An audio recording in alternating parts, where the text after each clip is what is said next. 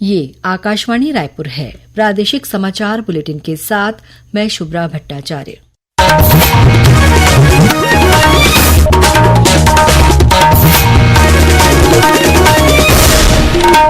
और अब पेश है आज के मुख्य समाचार। मुख्यमंत्री ने आज पंजीयन विभाग की नवाचार आधारित 10 नई सुविधाओं का शुभारंभ किया। देश के पहले आर्टिफिशियल इंटेलिजेंस आधारित डाटा सेंटर पार्क का भी किया शिलान्यास। गरियाबंद जिले में पुलिस के साथ हुई मुठभेड़ में एक हार्डकोर माओवादी मारा गया। घटनास्थल से एक एसएलआर ऑटोमेटिक हथियार बरामद। रायपुर सहित प्रदेश के कई जिलों में आज अंधड़ के साथ हुई तेज बारिश और ओलावृष्टि। आकाशीय बिजली गिरने से 2 लोगों की मौत। और देहरादून में 5 मई से होने वाली एशियन पावर लिफ्टिंग चैंपियनशिप के लिए भिलाई की खिलाड़ी प्रेरणा नथवानी का भारतीय महिला टीम में हुआ चयन। अब समाचार विस्तार से। मुख्यमंत्री विष्णुदेव साय ने आज नवा रायपुर में आयोजित कार्यक्रम में पंजीयन विभाग की नवाचार आधारित 10 नई सुविधाओं का शुभारंभ किया। इनमें आधार आधारित प्रमाणीकरण, ऑनलाइन सर्च और डाउनलोड, कैशलेस भुगतान, डिजी लॉकर, व्हाट्सएप नोटिफिकेशन, घर बैठे रजिस्ट्री, डिजी डॉक्यूमेंट, स्वतः नामांतरण जैसी तकनीकी सेवाएं शामिल हैं। इस मौके पर मुख्यमंत्री ने कहा कि पंजीयन विभाग के इस नवाचार से रजिस्ट्री और नामांतरण जैसी जटिल प्रक्रिया से आम लोगों को निजात मिलेगी। उन्होंने कहा कि सुविधाएं भ्रष्टाचार पर अंकुश लगाने में कारगर साबित होंगी। भूमि रजिस्ट्री के क्षेत्र में जो 10 नई क्रांति जो उसमें लाए हैं, इसके शुभारंभ होने से अब रजिस्ट्री के साथ ही नामांतरण हो जाएगा। पहले भूमि रजिस्ट्री के बाद बहुत चक्कर लगाने पड़ते थे, तब कहीं नामांतरण हो पाता था, लेकिन अब रजिस्ट्री के साथ ही नामांतरण हो जाएगा। पंजीयन विभाग द्वारा आम लोगों की सुविधा, पारदर्शिता और दस्तावेजों की सुरक्षा के उद्देश्य से पंजीयन प्रणाली को पूरी तरह डिजिटल और सरल बनाया गया है। इन सुविधाओं से रजिस्ट्री प्रक्रिया पेपरलेस, सुरक्षित और नागरिकों के लिए सहज हो सकेगी। अब आम नागरिक रजिस्ट्री से जुड़ी सेवाएं घर बैठे प्राप्त कर सकेंगे, जिससे समय, श्रम और धन की बचत होगी।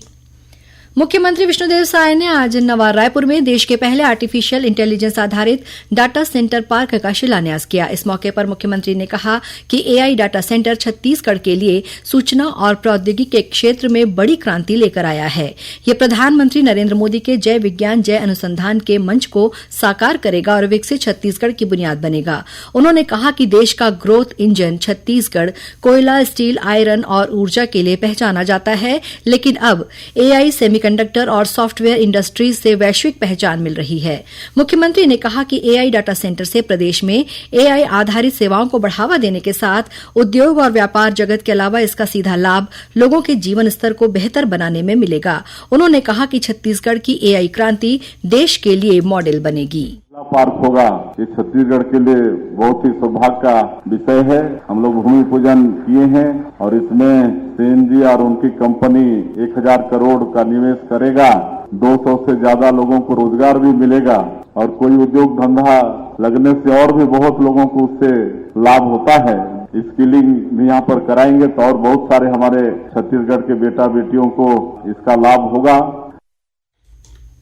श्री साय ने कहा कि एआई डाटा सेंटर में ग्राफिक्स प्रोसेसिंग यूनिट लगाई जाएगी। इससे एआई पर चलने वाले कंप्यूटर इंफ्रास्ट्रक्चर और सेमीकंडक्टर निर्माण को भी बढ़ावा मिलेगा। मुख्यमंत्री ने कहा कि राज्य सरकार नवा रायपुर को आईटी, मेडिसिटी और फार्मास्यूटिकल हब के रूप में विकसित कर रही है।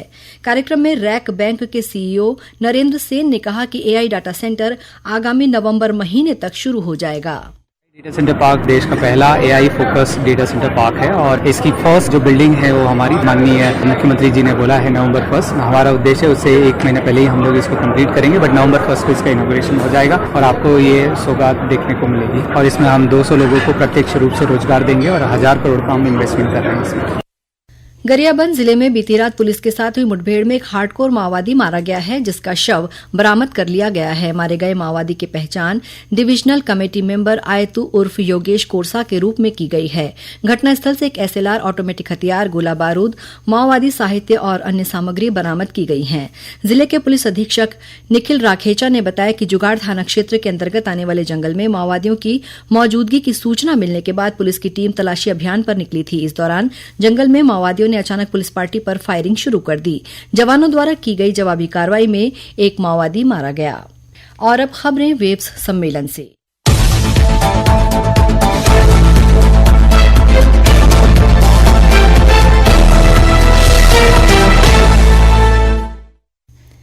सूचना और प्रसारण मंत्री अश्विनी वैष्णव ने कहा है कि भारत मीडिया और मनोरंजन क्षेत्र में वैश्विक नेतृत्व कर सकता है। उन्होंने कहा कि कई वैश्विक कंपनियों ने इस संबंध में भारत के साथ काम करने की इच्छा जताई है।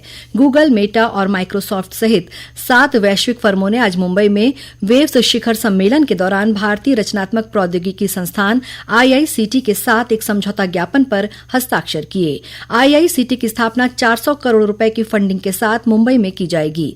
इस अवसर पर श्री वैष्णव ने कहा कि आने वाले दिनों में IICT, IIT और IIM के समान मान्यता प्राप्त करेगा। वहीं वेव्स में कम्युनिटी रेडियो सम्मेलन के उद्घाटन सत्र को संबोधित करते हुए सूचना और प्रसारण राज्य मंत्री डॉक्टर एल मुरुगन ने देश भर में हो रहे कम्युनिटी रेडियो के कार्यों की प्रशंसा की। प्रादेशिक समाचार आप आकाशवाणी रायपुर से सुन रहे हैं। छत्तीसगढ़ की खबरों से है आपका वास्ता और खबरों की विश्वसनीयता से है हमारा वास्ता। आकाशवाणी समाचार रायपुर के प्रादेशिक समाचार बुलेटिन के साथ ही हमारे समसामयिक कार्यक्रम आप रेडियो के अलावा अपने मोबाइल पर भी सुन सकते हैं। आकाशवाणी समाचार फेसबुक, ट्विटर और यूट्यूब पर भी उपलब्ध है। हमारा Facebook page Chhattisgarh news on AIR, Twitter handle CGAIR news और हमारा यूट्यूब चैनल है छत्तीसगढ़ AIR न्यूज। तो अब रेडियो के साथ ही आपके मोबाइल के जरिए भी हम पहुंच रहे हैं आप तक। छत्तीसगढ़ की हर खबर के लिए सुनते रहिए आकाशवाणी समाचार। और अब आगे बढ़ते हैं बाकी के समाचारों की ओर। देहरादून में 5 से 12 मई तक आयोजित होने वाली एशियन पावर लिफ्टिंग चैंपियनशिप में भिलाई की खिलाड़ी प्रेरणा नथवानी का चयन भारतीय महिला टीम में हुआ है। वहीं भिलाई के ही कृष्णा साहू का चयन भारतीय टीम के प्रशिक्षक और राष्ट्रीय निर्णायक तथा जूरी सदस्य के रूप में हुआ है। उल्लेखनीय है कि भारतीय टीम में चयनित प्रेरणा नथवानी ने राष्ट्रीय पावर लिफ्टिंग प्रतियोगिता में स्वर्ण पदक हासिल किया था, जिसके आधार पर ही पहली बार उनका चयन अंतर्राष्ट्रीय पावर लिफ्टिंग प्रतियोगिता के लिए हुआ है। उधर बिहार के बोधगया में कल 4 मई से खेलो इंडिया यूथ गेम्स शुरू होंगे। 15 मई तक चलने वाली इस प्रतियोगिता में छत्तीसगढ़ के 12 मलखंभ खिलाड़ी शामिल होंगे। इनमें नारायणपुर जिले के 9 खिलाड़ी भी शामिल हैं। ये सभी खिलाड़ी अबूझमाड़ मलखंभ और स्पोर्ट्स अकादमी से जुड़े हैं।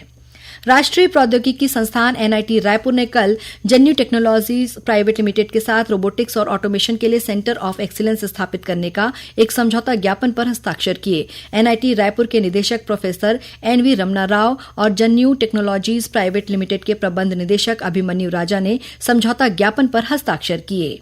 सारंगढ़ बिलाईगढ़ जिले के भटगांव तहसील कार्यालय में अब हर गुरुवार को SDM लिंक कोर्ट लगेगा। इससे लोगों को राजस्व मामलों के लिए जिला मुख्यालय नहीं जाना पड़ेगा। जिला कलेक्टर डॉक्टर कन्नौजे ने बताया कि यह व्यवस्था आगामी आदेश तक प्रभावी रहेगी।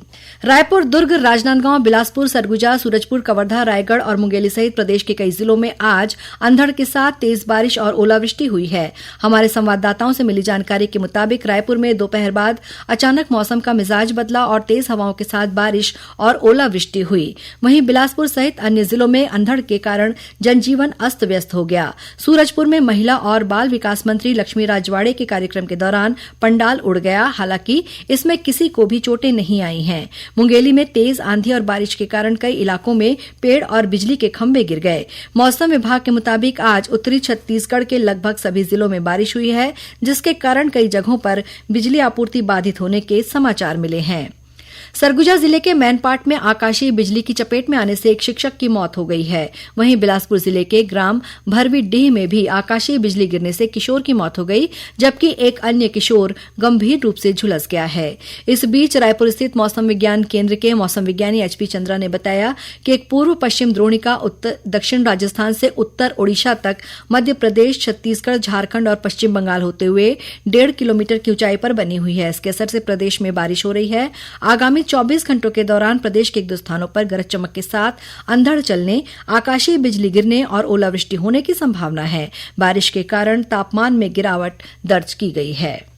प्रादेशिक समाचार एकांश आकाशवाणी रायपुर द्वारा प्रस्तुत कार्यक्रम जिले की चिट्ठी का प्रसारण कल शाम 6:05 से 6:10 तक किया जाएगा। इस कार्यक्रम को छत्तीसगढ़ स्थित आकाशवाणी के सभी केंद्र रिले करेंगे। इस बार के अंक में बालोद जिले की गतिविधियों के बारे में जानकारी दी जाएगी। और अब कुछ समाचार संक्षेप में। राष्ट्रीय पात्रता प्रवेश परीक्षा नीट कल 4 मई को रायपुर सहित प्रदेश भर के अन्य शहरों में आयोजित की जाएगी। परीक्षा के लिए रायपुर जिले में 27 केंद्र बनाए गए हैं। और बलरामपुर जिले के रनहत चौकी के अंतर्गत मकरो नाला के पास आज एक यात्री बस अनियंत्रित होकर पलट गई। इस हादसे में कुछ यात्रियों को मामूली चोटें आई हैं। अंत में मुख्य समाचार एक बार फिर। मुख्यमंत्री ने आज पंजीयन विभाग की नवाचार आधारित 10 नई सुविधाओं का शुभारंभ किया। देश के पहले आर्टिफिशियल इंटेलिजेंस आधारित डाटा सेंटर पार्क का भी किया शिलान्यास। गरियाबंद जिले में पुलिस के साथ हुई मुठभेड़ में एक हार्डकोर माओवादी मारा गया। घटनास्थल से एक एसएलआर ऑटोमेटिक हथियार बरामद। रायपुर सहित प्रदेश के कई जिलों में आज अंधड़ के साथ हुई तेज बारिश और ओलावृष्टि, आकाशीय बिजली गिरने से 2 लोगों की मौत। और देहरादून में 5 मई से होने वाली एशियन पावर लिफ्टिंग चैंपियनशिप के लिए भिलाई की खिलाड़ी प्रेरणा नथवानी का भारतीय महिला टीम में हुआ चयन। इसी के साथ प्रादेशिक समाचार बुलेटिन समाप्त हुआ। नमस्कार।